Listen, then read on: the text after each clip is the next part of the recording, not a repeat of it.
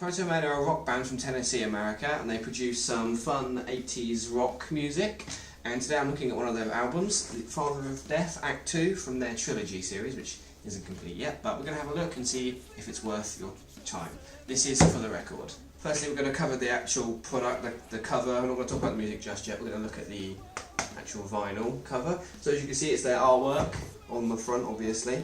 And what I quite like about this is you can see the transition in the storyline actually on this cover. So you can see on the left hand side there the sort of old rustic town look, and on the right is the futuristic sort of a Blade Runner-y type of scenery you'd see in sci-fi films. Even everything down to the vehicles are different. You've got some Model T inspired cars there, and then you've got your Lamborghinis. But you may notice an old bike there. Now that's interesting, that's part of the plot. That particular character is quite an interesting one. He's in the background there. And obviously front and centre you've got Thomas Light, the main character. You may recognise that name from the Mega Man video game series, because that's what this is based on. This is the prequel to their first album. So that's where we are in the story. And that's his deceased wife, slash girlfriend, slash whatever you want to call her. She's dead. Very much dead. Definitely done in like a doornail there. Very much dead. And up there, you've got presumably who is Dr. Albert Wiley, the main antagonist of this story, this musical story. And on the back we've got all the track list. It's very simple design on the back, but I quite like it. It gives you what you need to know, and that's it.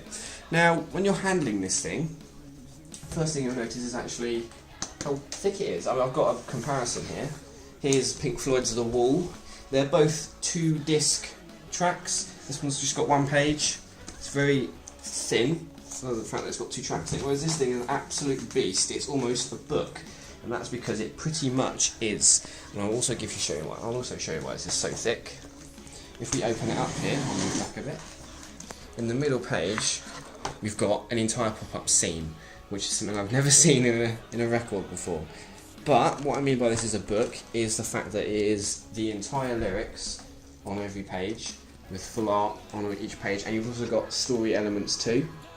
So it tells you not only the lyrics but what's going on as the songs are playing, so you can sort of listen and also imagine the scenes that it's displaying out for you. So the way to listen to this is definitely listen and read. You don't want to just put this on in the background. It's something you want to be actively participating in. We'll just go through all the pages here so you can have a look.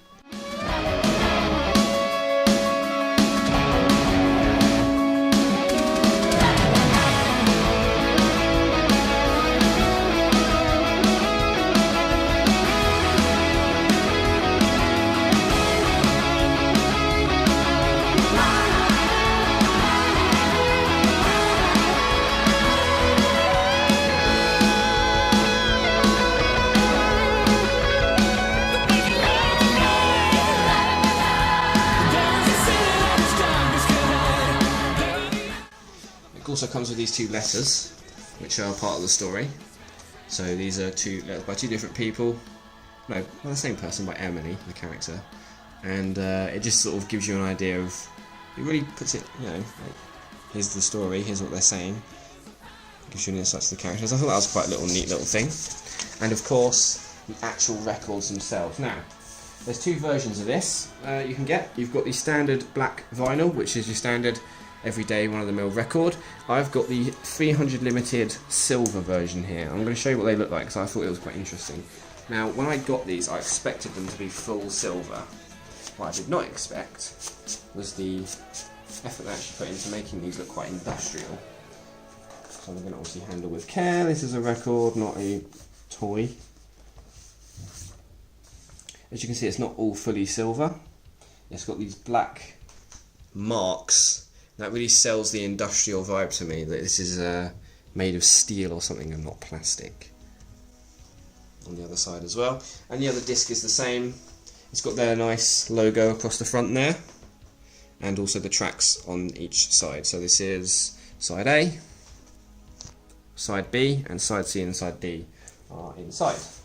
The Protomen fund their sound in this album, and I think that's something important to consider when you're buying this. It's their music now, like this is what you're going to hear from them coming out in the future, what they've come out with after this album.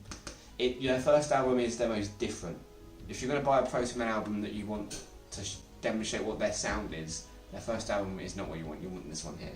This is very 80s synth poppy rock. It's very heavy rock. Yeah, imagine Queen with synthesizers, I think would be the best way to describe the second half of this album. First half is interesting. They sort of go for a country, heavy country, rocky country vibe. I don't know how else to describe it, but there we go. It sort of follows the structure on the front. It's country, old rocky stuff there at the front to sort of show its old times, and then as the tracks progress it becomes more synth, and there's this pivotal moment. There's a track called How the World Fell Under Darkness, and that's where all those instrumentals go away and they bring in the synth, and it's this really cool bit where there's the train tracks from these trams transitions into this march of these robots taking over the city, and that's quite a nice transition, and that gives you that pivotal moment in the album where their sound changes, and that's something definitely to look out for. Older albums don't really have that kind of thing from them. Their only other album before this was Act 1, that's grimy and dark and more punk metal kind of sound, so different. It's different to what they were used to doing, I'd say, and that's something that I don't see from many bands. They sort of stick to the same thing.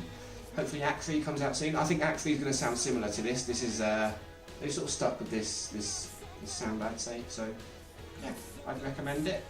Tracks I'd also recommend listening to: Father of Death, a good one from the first half. As I mentioned before, How the World Fell Under Darkness, if you want that transition, you want to hear that transition between the start of the album and the end of the album. Keep Quiet's fantastic. The ending of that song, the encore at the end, is amazing. The sort of robotic voice taunting Joe, the character, as he tries to fight him.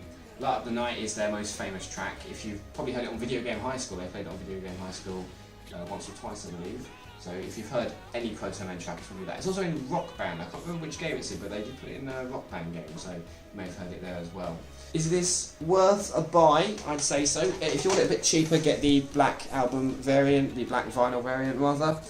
If you want the full Protomen experience and you love the creators and you love the band, I'd say get the silver disc version, which is what I did. That's what I'd recommend doing, especially if you want something more cool to look on your turntable. But I'll leave you with some of their music, and I hope you pick this one up.